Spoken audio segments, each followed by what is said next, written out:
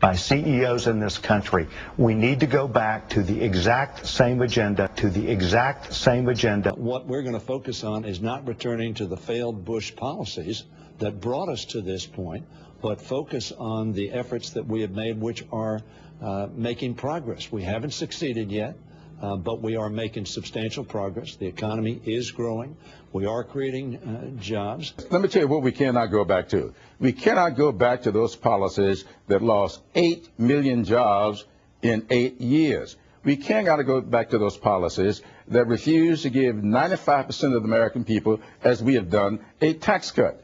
Giving tax cuts to the upper 2% and not paying for them is the kind of prescription that got us in this difficulty in the first place. And the American people do not want to go back to that. The Democrats will not go back to that. That's a pretty gauzy agenda so far. I mean, what painful choices are Republicans prepared to make? Are they going to campaign on repealing health care, for instance, repealing financial regulation? Would you just like to see those two things done? Well, first of all, let's go right to it.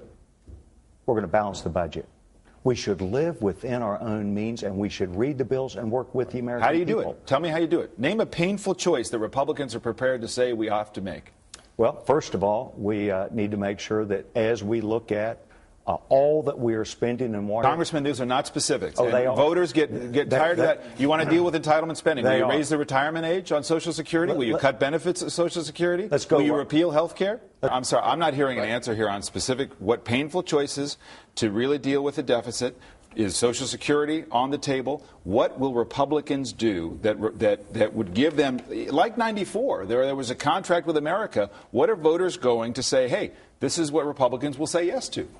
Well, the president has a debt commission that reports December the 1st, and I think we'd all like to see what they come back with. But wait a minute. Conservatives need a Democratic president's debt commission to figure out what it is they'd want to cut? I mean, you heard at the very beginning of the answer to your question a defense of the George Bush economy and the George Bush years. And I don't think the American people see it that way because they know we had a meltdown in the financial sector. They know we lost jobs. And so when they hear the Republican leader, John Boehner, say he wants to repeal the Wall Street Reform Bill, which is an effort to make sure that the American people and the whole economy not again held hostage by bad bets on Wall Street, they recognize that they do in fact want to go back to those policies. They hear all this and they see that what they're going to get if you had Republicans in charge is that economic agenda, and they can't answer that basic question. What are you going to get that's different? So we think that when the real polls are taken, people look at these and say, do I want to return to the Bush policies which created the worst economy we've seen in 3/4 of a century? A time when it was said by economists, if you pursue those policies, worse depression could happen. Or are they going to say, yes, we're angry, yes, we're fearful, this economy is not doing what it ought to be doing? We agree with that. We are very poised in carrying out our campaigns this year. We believe that we are going to have a very strong showing at the polls come November.